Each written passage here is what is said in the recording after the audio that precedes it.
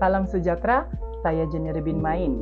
Dalam video ini, saya akan mengulas sebuah artikel kajian yang sangat menarik dan relevan dengan isu semasa, terutama dalam kalangan remaja sekolah. Kajian ini bertajuk meneroka penggunaan rokok dalam kalangan pelajar di SMK Muazzam Jaya.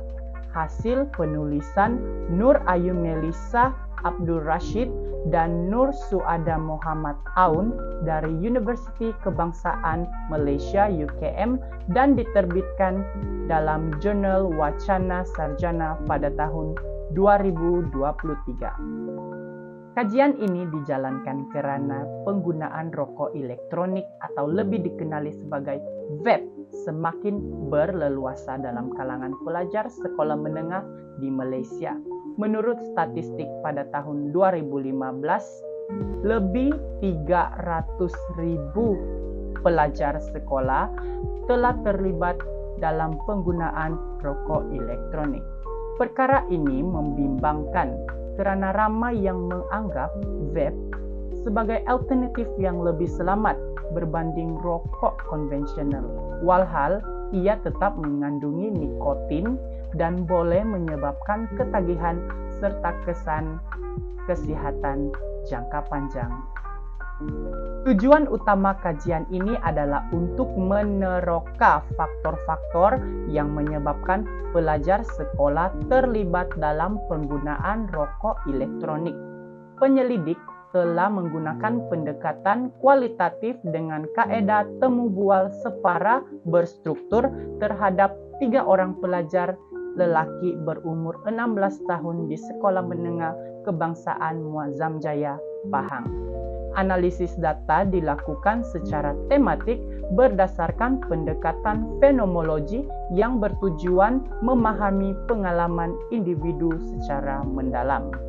Daripada temu bual yang dijalankan, terdapat 7 faktor utama yang dikenal pasti sebagai pendorong kepada penggunaan vape. Faktor pertama, pengaruh rakan sebaya. Pelajar seringkali terdedah kepada tabiat merokok elektronik kerana pengaruh daripada rakan-rakan sebaya. Mereka terdorong untuk mencuba vape apabila melihat rakan mereka menggunakannya, terutamanya rakan yang lebih tua yang dianggap sebagai role model atau lebih berpengaruh. Faktor kedua, pengaruh keluarga. Ahli keluarga seperti ayah, pakcik, atau saudara lelaki lain yang menggunakan vape atau merokok turut mempengaruhi pelajar apabila perbuatan itu dilihat sebagai normal dalam keluarga. Pelajar cenderung untuk meniru tingkah laku tersebut. Faktor yang ketiga, gaya hidup dan penampilan. Sesetengah pelajar percaya bahawa menggunakan vape menjadikan mereka lebih kelihatan matang, bergaya, atau moden. Faktor image ini sangat berpengaruh dalam kalangan remaja yang sedang membentuk identiti diri. Yang keempat, tekanan emosi. Masalah keluarga, tekanan akademik, dan konflik sosial mendorong pelajar mencari pelepasan emosi. Oleh itu, vape digunakan sebagai alat untuk menenangkan diri dalam jangka masa pendek, walaupun ia bukanlah penyelesaian yang sihat. Faktor yang kelima, rokok elektronik mempunyai kepelbagaian perisai. Rokok elektronik ini hadir dengan pelbagai perisai yang menarik seperti buah-buahan dan manisan, yang menjadi pengalaman menggunakannya lebih menyenangkan berbanding rokok biasa. Hal ini menarik minat remaja untuk mencuba dan terus menggunakannya. Faktor yang keenam, ketenangan jangka masa pendek. Mereka percaya bahawa penggunaan vape memberi ketenangan sementara dan membantu mereka melarikan diri dari tekanan harian. Hal ini memberi kesan relaksasi walaupun ia hanya untuk seketika. Faktor yang terakhir, kebergantungan dan kurang kesadaran. Sesetengah pelajar telah mengalami ketagihan terhadap nikotin tanpa mereka sadari. Tambahan pula, kurangnya kesadaran tentang kesan jangka panjang terhadap kesehatan menyebabkan mereka tidak mengambil serius isu ini. Jadi, kajian ini disokong oleh teori ekologi manusia yang diperkenalkan oleh Brown Friend Bernard.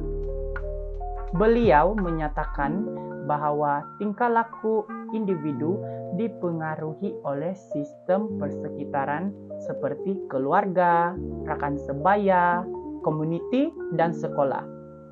Dalam konteks ini pula, persekitaran sosial pelajar jelas memainkan peranan penting dalam membentuk tabiat dan dalam mereka membuat sesuatu keputusan. Secara keseluruhannya, kajian ini membuktikan bahwa penggunaan rokok elektronik dalam kalangan pelajar bukan semata-mata berpunca daripada pilihan individu itu sendiri, tetapi hal ini turut didorong oleh faktor sosial dan psikologi yang kompleks. Oleh itu, pihak sekolah, ibu bapak, dan masyarakat perlu memainkan peranan yang lebih aktif dalam memberikan pendidikan, sokongan emosi, dan pemantauan terhadap remaja.